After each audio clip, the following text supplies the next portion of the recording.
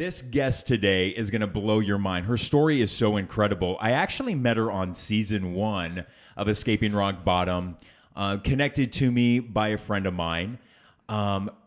She is currently a nurse, and her pathway to getting her nursing license back is a story in and of itself. But the reason why I'm having Jennifer back on the podcast is because her story is hopeful, it's inspirational, and it's going to inspire you to never give up hope, even when you go through a really dark time and you feel like all the walls are caving in on you and you feel like there's no escape. You feel like you're never going to get your career back because of addiction. You feel like your life is over. You feel like you may be a loser. And how are you going to get through life because of the stain of addiction is part of your past. Her story, I promise you folks, it will inspire you to never give up. And by the way, on this podcast, we don't deal with shame ever. Shame is checked at the door because we're here to speak truth, honesty, and stories of inspiration and hope. So let's bring in Jennifer. It is so good to see you. So good to see you. And by the way, how cool is this? Jennifer is actually my neighbor. Yes, I am. Yes. I'm like, she's like, I'm walking over. I'm like, amazing. Amazing. So good to see you. Nice to see you too. So the last time when you were on the podcast, you had not gotten your nursing license back. Like you were in the throes of it, like trying to prove to like the nursing board that Jennifer had changed. Before we get to that part, take me back and let's recap some of your story and where life kind of went off the rails for you. For the folks who didn't see season 1 and didn't see your original story, what happened? Basically, I was a nurse here in Arizona, mom of twins. I got addicted to Adderall. Couldn't get Adderall anymore. Looked for something a little harder and faster, cheaper, quicker to get. Couldn't convince doctors anymore to, prescribe me Adderall. So I ended up hooked up on meth. Within 6 months of starting meth, my life spiraled out of control. It was done. I lost everything, my kids, my house, my car, my nursing license. I picked up 3 felonies. I started dating a jefe in the Sinaloa cartel. Very dangerous person to be with. The cartel is very dangerous because I was somewhat normal looking still, just this normal goody-goody white girl. I was used a lot to transport drugs back and forth across the border. And then finally, my last felony ended me up in Pima County. And that was it. My probation officer was like, look, you're on 3 probations. You need to get sober. You take me back to the drug cartel part of your story, because I've always found that to be so fascinating. Like, how in the world did you, of all people, end up mixed in with the cartel? So it started dating a guy who was in the cartel. I didn't know that, but I did know that he had a lot of money and he would go out late at night and do these things, and he had a lot of cash. And he was really annoyed the fact that I was doing meth. That really bothered him. He was like, look, if you're going to do meth, you can't be with me. And now you have to remember, I was like kind of semi-homeless. I had no place to live. I had no car. So he provided me with a home and a car, and he also paid for me to go to rehab. Yes. Yes, I know. The dichotomy of it. The guy you were mixed with in the cartel did not want you to do meth. Correct. And he paid for your treatment. Yes. Yes. Wow. Yes. This was a huge, big no-no for the cartel, is doing drugs. You couldn't do drugs. So he paid for me to go to a private rehab, and I went in for 30 days. So the cartel is out there getting everybody else sick on drugs.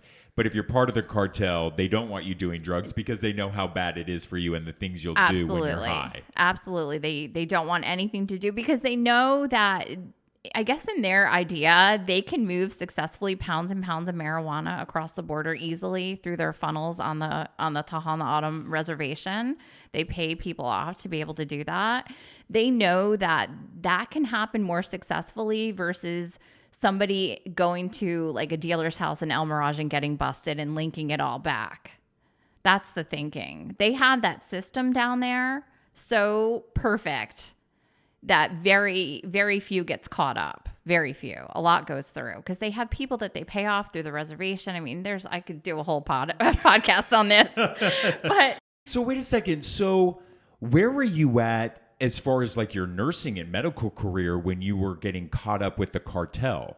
oh, that had already been taken away from me. So what happened was I caught a charge of a simple possession of methamphetamine with paraphernalia.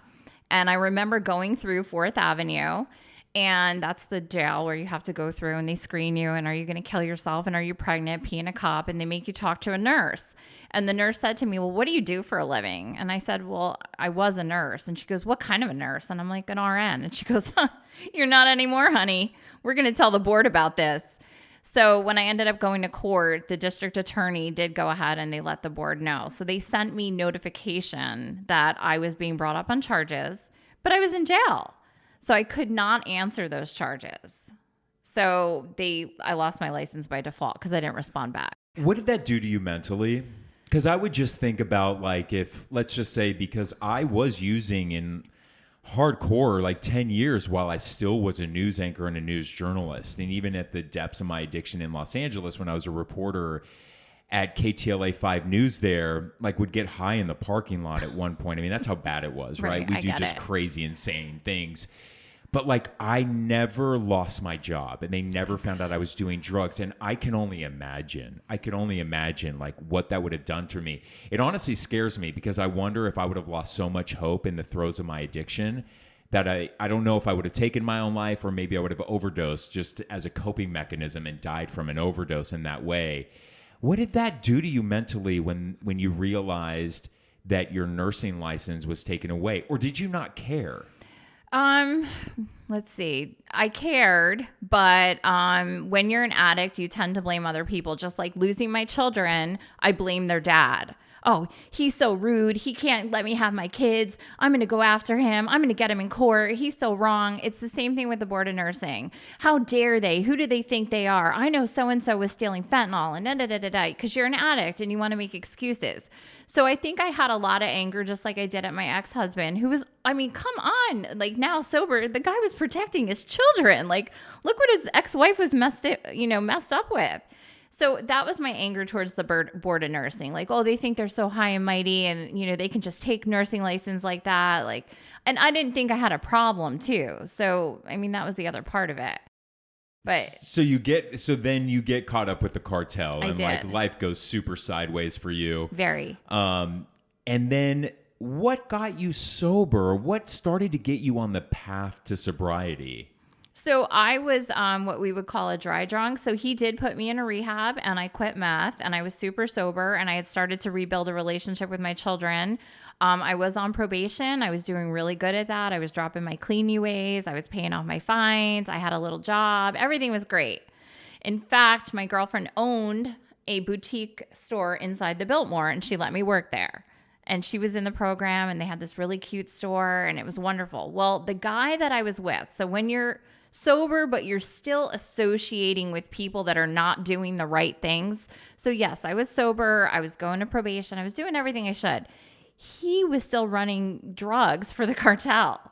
So he ended up getting a huge bust by Maricopa County Sheriff's Department. And I had nothing to do with him or his business or anything like that, but I was his girlfriend, his Heina, his Sancha, whatever you want to call it. I was his girlfriend, and they assumed because I was with him that I knew everything that was going on. So I did not want to talk. I didn't want to say anything because I knew the people that I was dealing with. I didn't really honestly know anything because I started to become kind of like a program, person. I was going to meetings, but I still had this other part of my life, and I enjoyed the fruits of that life very much so because, it was a very fast, rich life. That ended up really sobering me again, that not only can I just not do drugs, I have to get away from this lifestyle, people, places, and things. I have to change my playground.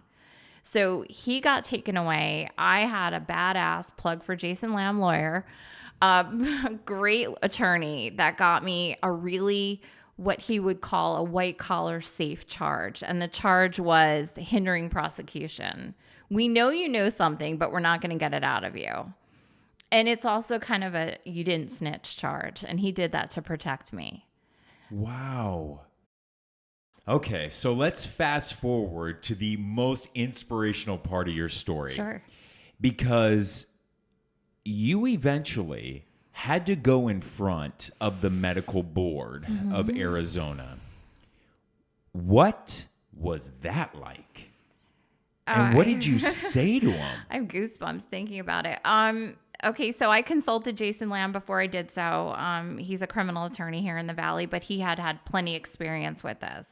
And he really strongly suggested I get an attorney to go before them because it's a very, very scary process. If you mess up, you will be banned from ever having a nursing license in the state of Arizona with the board. So I was like, okay. So it took about a year, and I went through the process with them. I reached out to them. I said, yes, I was a drug addict. I'm 8 years sober now. I really want my nursing license. What do I have to do to get it? And they said, well, you're a 3-time felon. First, we need to look at your charges. So they looked at my charges, and they all determined that there was nothing violent or physical. They were all drug-related and related to my addiction. So they said, okay, you have a shot. Now you need to jump through all these hoops. And then at the end of that year, we're going to bring you in front of the board. And it's very scary. It's just like court. And there's 12 people, and it occurred on May 28th of this year. And there's 12 members of the board. Some are in the community that volunteer to be part of the board. And some are like doctor of nursing education, advanced practice nurses. So, nurses eat their young. It's a little scary.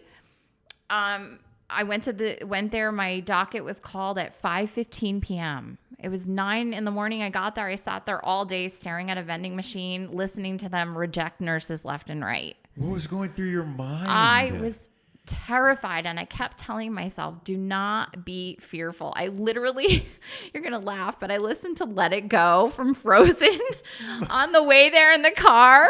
Because nothing is more inspiring than Elsa. It truly was, because I was like, I'm never going back. The past is just the past. And I literally was like, you know what? God got me this far. Like, I'm a 3-time felon who should not even be sitting here. And now I'm here in front of these people. And he has carried me this entire process. I got a fingerprint clearance card. I passed a background check. My charges were set aside in the courts. Like, this is a miracle. And I went there, and it was 5:15 p.m. And I'm like, oh my God, this meeting's probably going to end in like a few minutes, and they're not going to see me. And they called my name.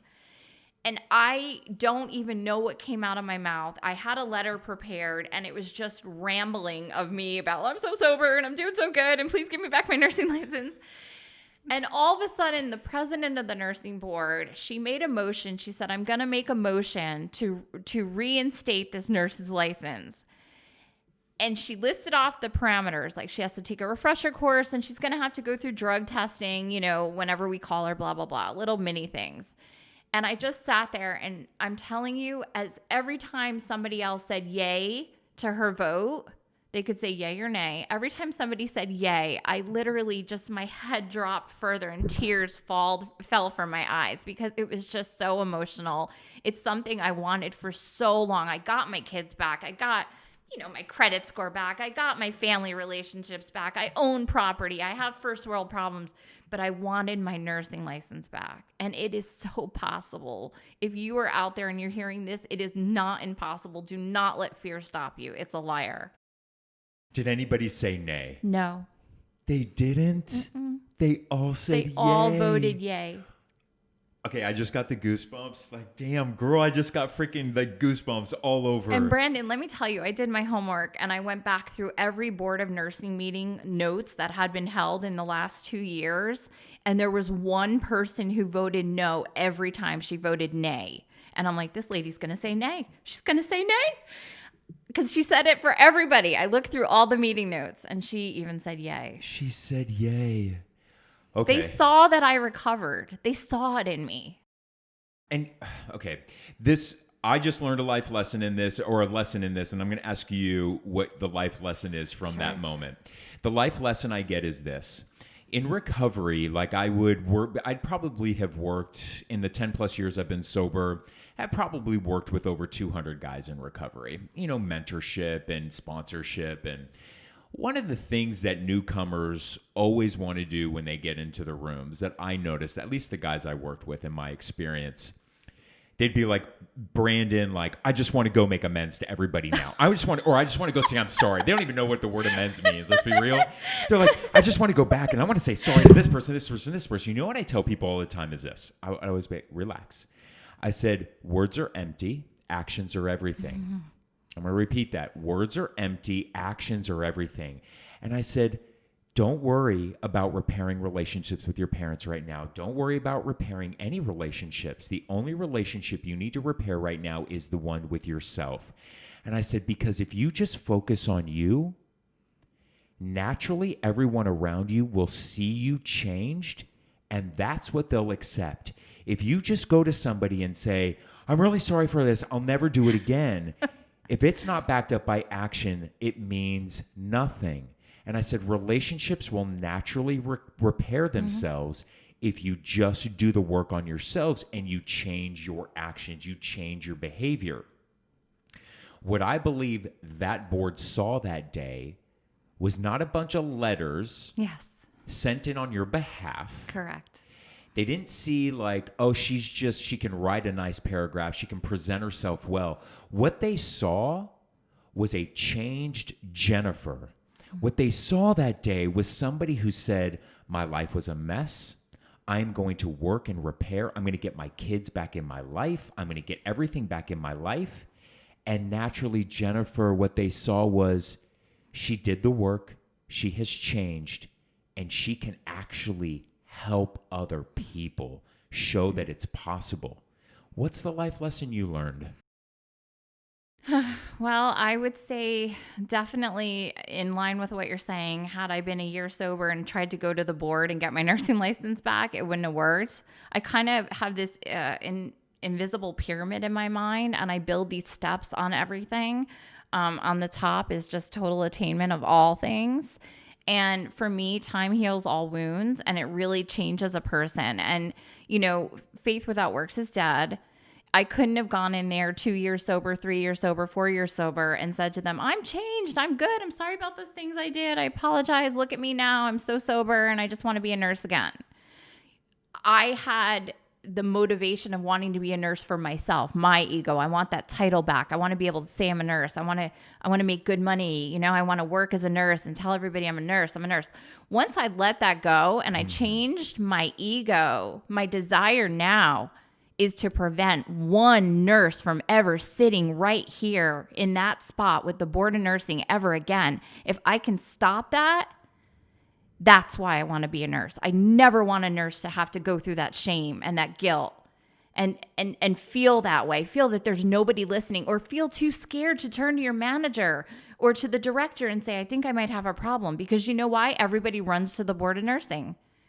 And I want to prevent that. I want to change that. I want to be an ambassador for nurses in recovery. You know what that is? That goes back to the reason why I have been so public about myself is to help end the stigma around mental health. Because what people need to see is I suffer from mental health. Mm-hmm. I do. I battle mental health just like you do. Mm-hmm. But you can still be professional and you can still have an amazing career. You can still have the job of your dreams. I am living my dream.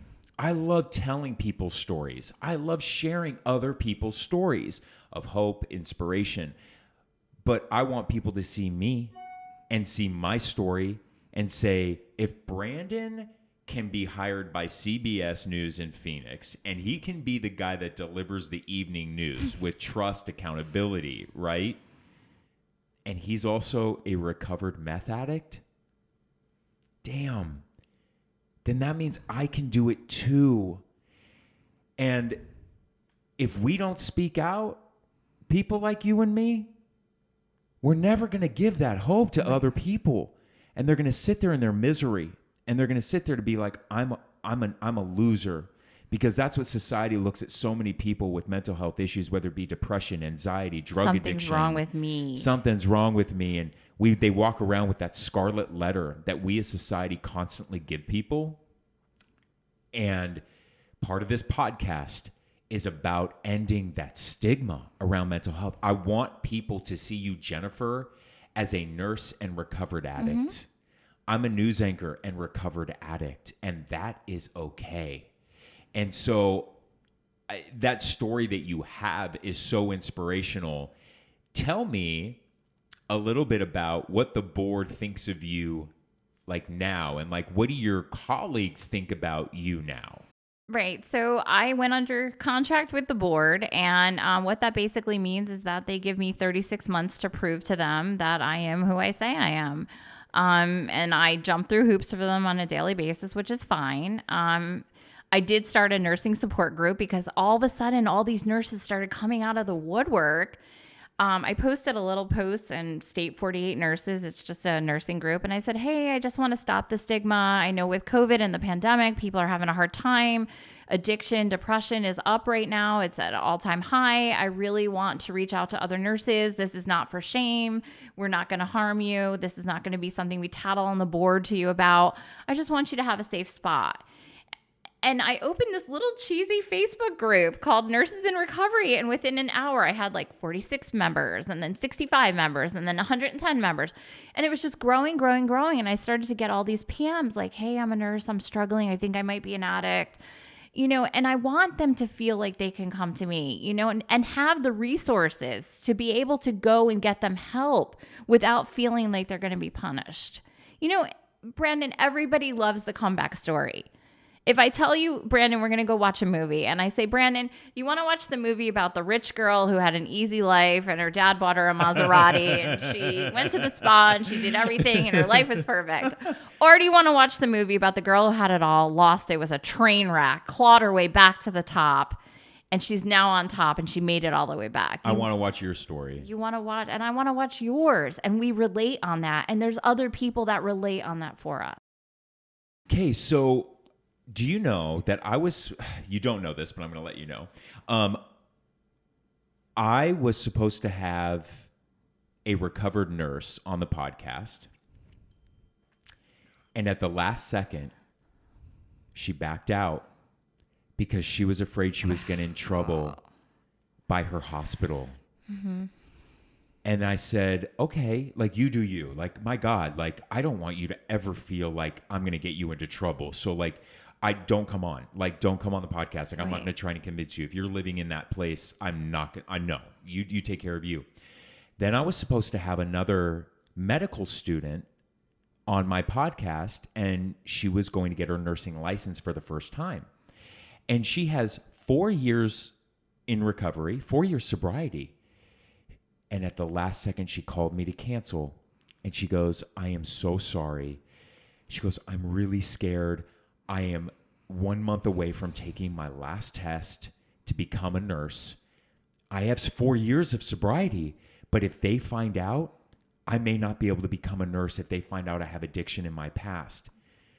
And I thought to myself, it's okay. Like, trust me, my podcast it's just a podcast. So don't jeopardize your career for a podcast. And I thought to myself, my God, how sad. Like, that she feels so scared that we as a society have built this structure, this system, that somebody even with 4 years of recovery who has gone through medical school, whatever classes she had to take to become a nurse, she's 1 month away and she couldn't even share her experience, strength, and hope because she's fearful that this medical profession is going to rip something away that she has worked so hard for. Like, what would you say to her? Well, I think there's a lot of bad publicity with the Board of Nursing, too. They really want to help nurses. The sad thing is that the board only gets us problem children when we're already like all screwed up and we have all these problems. So then, the board's main job is oversight and protection of the public. They have to make sure that the person taking care of your grandma is a safe practicing nurse. For sure. And that's what you want. Absolutely. So, you definitely don't want a nurse who's high on drugs. right, exactly. And that's their main function, is to protect the public. They're not there to take license or give licenses away. The problem is that there's no intervening step. So you might have like 211 or these public sponsored phone numbers you can call if you're in crisis, or your hospital has like a secret anonymous line you can call if I feel like. The problem is getting people to take the steps to do it, making people aware of what is a problem and what isn't. What is a problem? Having a glass of wine every night, is that a problem for you? Is it interfering with your life? Is that a problem? That's what we have to educate people on. We need to get the nurses to the point, or any medical professional, to the point where they feel like they can come out and be honest and truthful, and they're not going to get the repercussions. They feel like they're going to get them because all they ever see is people losing their licenses. But by that time, it's too late. And people need to know this, like, and I know you've seen it in the rooms of like AA or whatever 12-step program anybody belongs to, whatever group therapy. The one thing I will tell people all the time is, hey, listen, at any given meeting, you could have an A-list Hollywood actor. I mean, A-list. Mm-hmm. Doctors, nurses, pharmacists, news anchors, top attorneys. Like, it's part of the anonymity part that I wish we could just remove. The reason being is because if we remove the anonymity part of it and we revealed and we peeled back who makes up an addict, the stigma, I believe, the scarlet letter would be gone. 100%. Because the public would then have a perception of, oh my God, my attorney's a recovered drug addict? You mean my doctor's a recovered drug addict? My pharmacist is a recovered drug addict? Yes, addicts are smart, brilliant, creative people. Some of the most brightest, creative, intelligent people are recovered addicts. It's just part of the psyche. It's part of sometimes who we are. It doesn't define who we are. But people need to know that the reason why I originally came out was after I did a mini documentary on the news about Shot in the Dark, a needle exchange program in the Valley. Yep. And I did an expose on that. Up until that time, I had about 7 to 8 years of recovery. I had never gone public about my addiction. But when that documentary aired and I went onto Facebook and social media to see what the comments were after it was posted, these people are losers, they're drugs addicts, they're homeless, who gives a shit about them? I'm not kidding. I sat in my living room and I broke down crying. And that's when I reached out to my sponsor at the time and reached out to my therapist and said, I'm done. Like, this is breaking me. And I have to go out and be public about this, because if this is the perception that the public thinks a drug addict is, here I am. And guess who? The news anchor or the journalist you just saw deliver that report is one of those junkies. And do you look at me like I'm a piece of trash? Do you look at me like I'm one of them that I'm to be discarded and thrown into a dumpster and not even cared about? And one person said, just let him die. Who cares? And so I said, so I went on, I was like, are you going to tell me to die? Are you going to give up on me? Because that used to be me. That used to be me. Right. And I'm like, we have to break the stereotype that a drug addict is some junkie living on the street corner, homeless. Because guess who showed up to that needle exchange program that I did? Out of the 100 people who showed up within 1 hour, Did you know? Yeah. Did you know only 2 were homeless? 98 out of the 100, they were showing up in their Land Cruisers, their BMWs, the Lexus from Scottsdale. Wow. Looking for their drug supplies after they got off work. Really? And one was a kindergarten teacher. No way. So I'm like, that was the first taste that I got that there was really this stereotype of who a real drug addict was. And it was not a reflection of reality that I saw in the rooms of AA or the rooms of 12-step programs. Because I'm like, there's no homeless people in here. You're a doctor, you're an attorney. Hi, Hollywood celebrity actor. Like, and that's when I was like, okay, dude, like, you got a mission, and you've got to tell stories of people who are normal people who have an addiction past. Yeah, but not everybody can relate probably to my story, but what I want people to really relate to is I want them to understand that I felt so much shame, and I was so mortified, and I was so broken as a person. I mean, leaving your children to do drugs and losing them is probably the worst thing a mother could do. I had to forgive myself for that, because if I didn't forgive myself, it's like not forgiving you for being an addict. I have to forgive myself. I didn't grow up as a child and say, I want to do meth in Motel 6 and run drugs for the cartel. That wasn't my life dream. Something was broken I had trauma inside of me. I had a brokenness inside of me, and the symptom for me was to go get meth. It might be sex addiction for somebody else, or gambling, or food addiction. It's gonna manifest itself some way, and I really want people to get rid of that shame and know that there are safe spots for you. And we say no anonymity because I want people to know who I am and where I came from and that I can help you. It doesn't mean I'm going to share your story to another person in a room that you told me in confidence. That's what we're suggesting by breaking anonymity. But I just want, if you're in pain and you're suffering, reach out to me. I want to help you. I don't want you to feel like that. You brought up the trauma, and just, quickly, what did you ever identify? Like I believe, and I know that, me just being repeatedly molested and raped as a child was really, really tough for me, and it was untreated. And that's why at age 15, Brandon became a drug and sex addict. Like normal 15-year-olds growing up in Orange County, California, with every resource available to them financially. I didn't have to worry about food on the table. I didn't have to worry about a roof over my head. I went to all boys private Catholic prep school, and I played soccer overseas. So like from the outside looking in, perfect. But why then would at 15 would I become a sex addict and a cocaine addict? It makes no sense. Well, it makes total sense, right? Repeatedly being molested, and then also just mental and physical abuse at home. Did you ever identify what your trauma was? No, they said it was generalized. I grew up in a very type A home. Father was a police officer. My mother was in the medical field. Also very wealthy. Grew up in a very wealthy area in upstate New York. High dollar value homes. People had very nice lives. And again, only child. I was very spoiled. I didn't want for anything. But I had a very cold perfectionism home. Boom. No love. Boom. There just it is. A cold family. Super perfectionism. There you go. And super driven. And it was a lot of pressure as a child. And I think I always wanted to, try to make that little girl inside me happy and whole again and be liked by everybody. And so I became a super people pleaser perfectionist as well, but a people pleaser, super people pleaser. And that can lead you down a really bad path. No boundaries. No boundaries. And, I was a people pleaser too, because, the similarity right there. And it's important for people at home to understand that what's traumatic for me may not be traumatic for somebody else. So I don't want to, we never need to get to this place of comparing traumas. Exactly. Because growing up, I always say that like my mother mothers are either nurturers or breeders. Like I know that sounds basic and simple, but my mother was a breeder. Like I never was held and never was hugged and told I love you.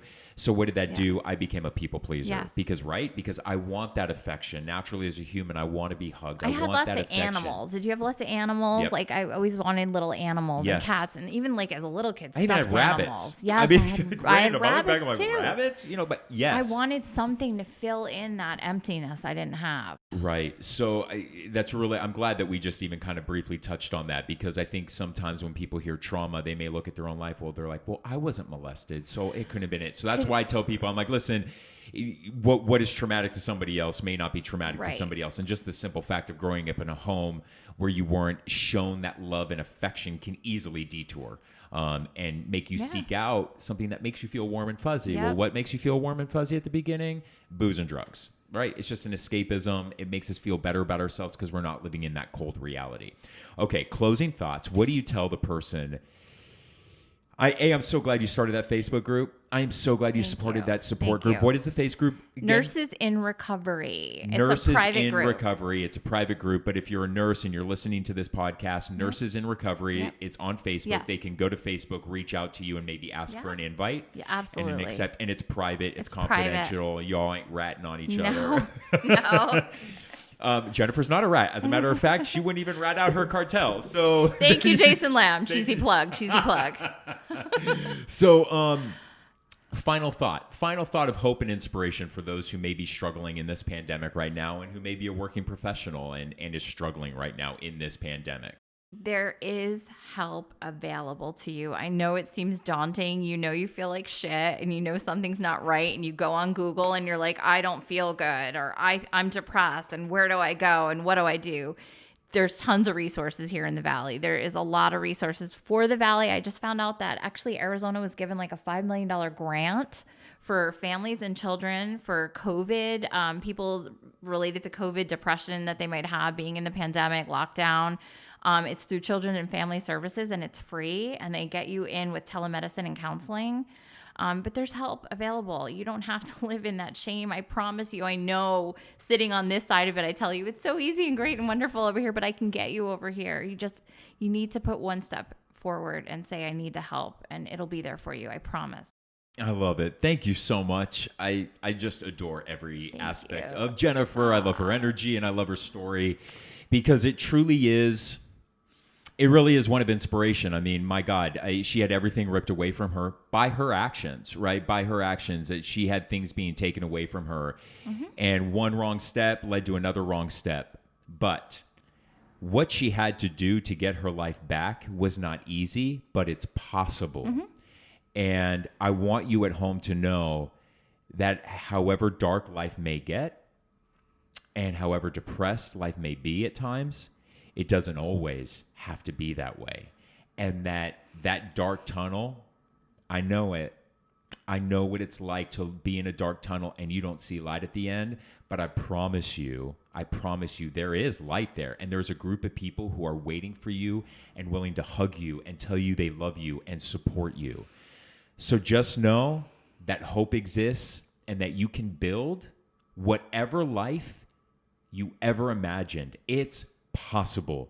Never let that go. And if you've got to listen to this podcast a second or even a third time, do it. And if you are listening to this podcast on iTunes, Spotify, Google Play, Facebook, or YouTube, and you know somebody in your life who needs a story of inspiration, share this podcast with them. Reach out to me on Facebook. Reach out to Jennifer on Facebook. You do not have to walk through this alone. That'll do it for this episode of Escaping Rock Bottom. We'll see you next time.